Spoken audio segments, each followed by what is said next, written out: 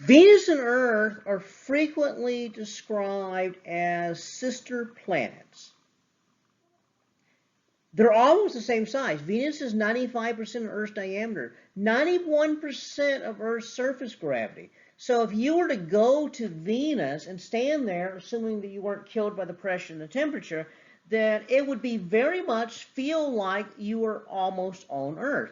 You just feel like 5% lighter, just a few percent lighter here. Okay. Venus has about 80-something% of the Earth's mass, so it's just a tiny bit smaller, but it's not that big of a difference. Venus orbits the sun closer to Earth's distance orbiting the sun than of anything else in the solar system. The average distance is about 0.72 AU, so that's 72% of Earth's distance. No other planet orbits the sun as close to 1 AU. And so you would expect a similar sized world at similar distances to be very much alike. Venus and Earth are way different. Physically, they are very similar. The composition of Venus, the interior, the mass, the size, they're very, very similar. These are twin worlds, but the surface conditions are wildly different. So what makes Venus and Earth so different, particularly on the surface? Okay. Well, first of all, Venus, because it rotates so slowly, has no magnetic field at all.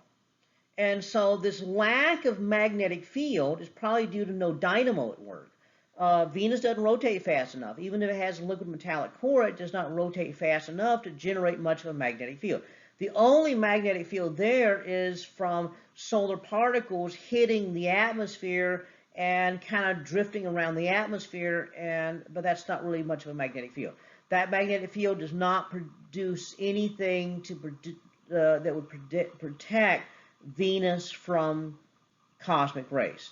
So that means that even the solar radiation erodes the lighter gas in the atmosphere much, much faster than from Earth. So hydrogen and helium leave even faster. Even oxygen and nitrogen are hard to hold on to because of this, just from the lack of radiation protection. Now, let's reiterate. What happened to Earth's atmosphere? Earth's atmosphere started off, primordial atmosphere was hydrogen and helium with maybe a little bit of nitrogen and carbon dioxide.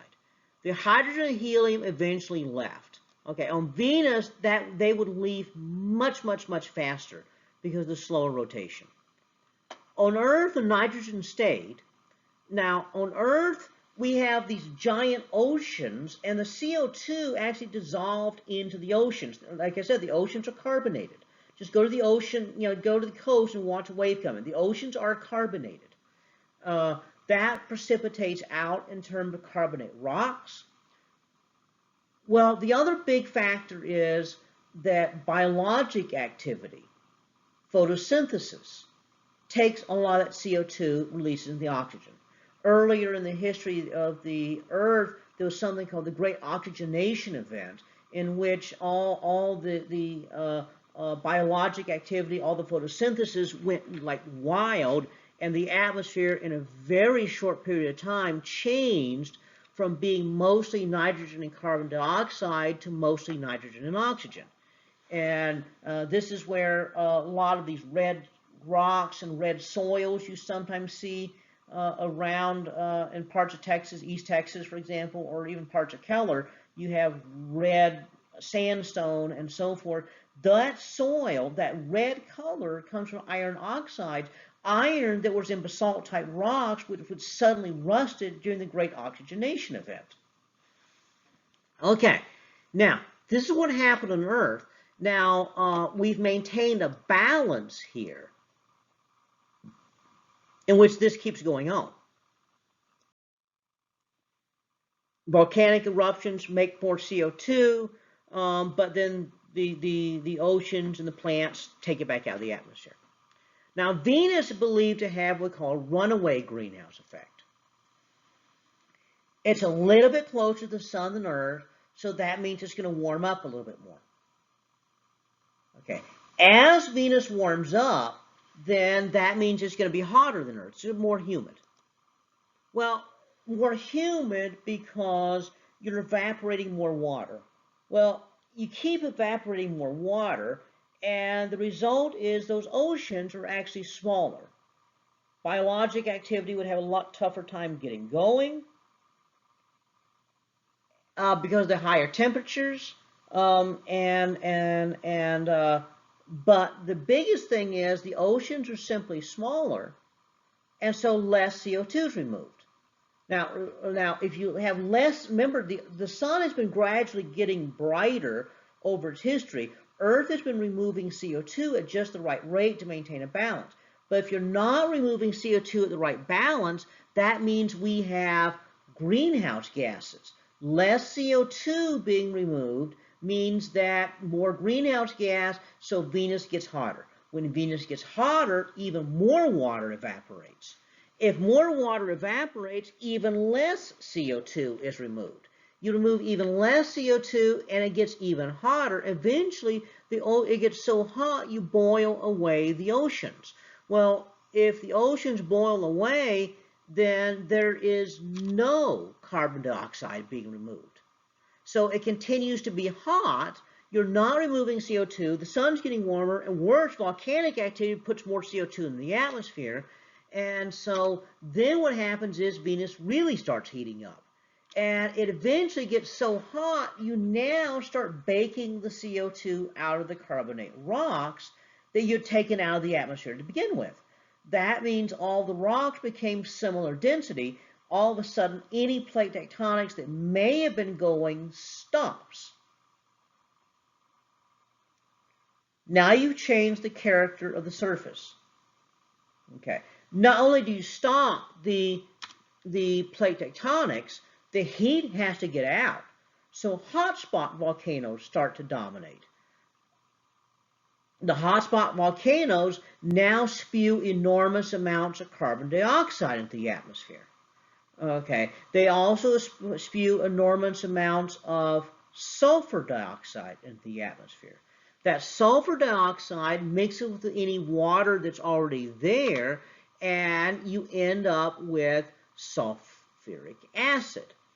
Now, eventually, because you are closer to the sun, more solar radiation, there's no magnetic field to protect the atmosphere. That helps to make the water dissociate. You dissociate the water into hydrogen and oxygen. Okay, the hydrogen leaves. The oxygen will mix with the sulfur dioxide and some of the hydrogen, and you get sulfuric acid, but the rest of the oxygen can bond up with the rocks and make oxides in the rocks. Okay, but at any rate, you dissociate the water, the hydrogen leaves, and once you do that, it's not water, it's never going to go back. I remember some years ago, about 30 years ago, there was somebody that, was not really all that scientifically literate, but he made a big name for himself going around saying he knew a lot more than scientists did, and he insisted that he'd figured out a way of moving Venus. And to put a big rocket engine on it, you move it out to Earth's orbit and then colonize it, because he figured, well, once it gets out to Earth's orbit, it's going to be habitable because Earth is habitable. Well, no, it's not. Because what happens is, besides you can't move the planet, but ignore that part, okay? But what happens is that once the hydrogen of the H2O leaves, you can't get it back. This is an irreversible process. So this is what we call the runaway greenhouse effect.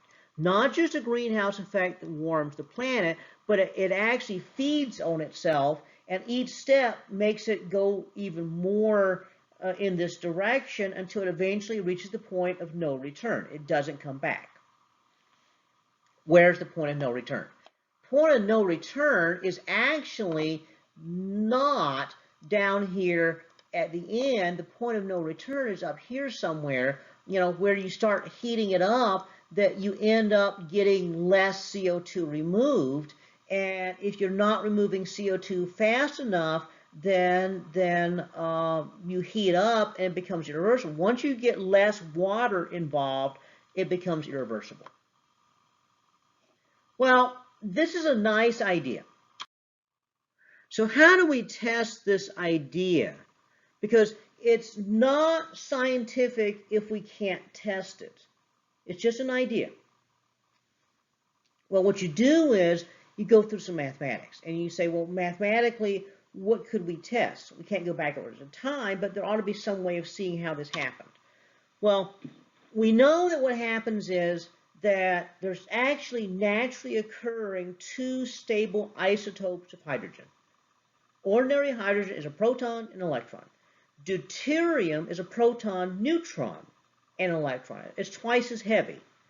And so these two natural isotopes are going to be very important because they both occur and we know the ratio of deuterium to hydrogen in the solar system. And so deuterium is heavier. Now the question is, if you dissociate the hydrogen and the gases leave, which one leaves more readily, the light one or the heavy one? And the answer is, well, duh, it's going to be the light one. The heavy one's twice as heavy. And so that means that the light hydrogen leaves more readily. So if you were to take the ratio of heavy hydrogen to light hydrogen normally, and then compare that if you heated up the gases and made the light gases leave more readily, you would expect an increase in heavy hydrogen abundance. Okay, all we would have to do is find some reservoir of hydrogen on Venus. Well, remember, those clouds are hydrosulfuric acid, or they are sulfuric acid. Okay, so the sulfuric acid is H2SO4. Those two H's right there, that's hydrogen. So all we'd have to do is study one of those sulfuric acid droplets in incredible detail, and if we could do that, that would give us an idea as to whether this runaway greenhouse effect is what happened or not. So how would we get a sample of a droplet to study with a mass spectrometer? Well, you know, we don't have to. We already did that. The Pioneer Venus spacecraft, because we did not, even though the guy did not get his PhD, they did not throw away the data. So when they later, someone else was looking at this, they said, oh, wait, you know, this is my idea, so maybe I can find data. Well, that data already still exists. So they analyzed the data and found out that normally deuterium to hydrogen is 0.0001. In other words, about 0.01% of hydrogen is really deuterium. On Venus, on the other hand, the D to H ratio is 0.016. That's 160 times more enriched in deuterium than it is with hydrogen. So that is a strong indicator that, in fact, this model that we have of runaway greenhouse effect is what happened on Venus. That's why Venus is so different than Earth. That's really a lot more complicated than that. So, you know, for this class and this lecture, I'm just keeping it very, very simplistic, but it really is way more complicated than that. Good news is a different student got a PhD using that Pioneer data that the first student, from the instrument the first student helped build and send to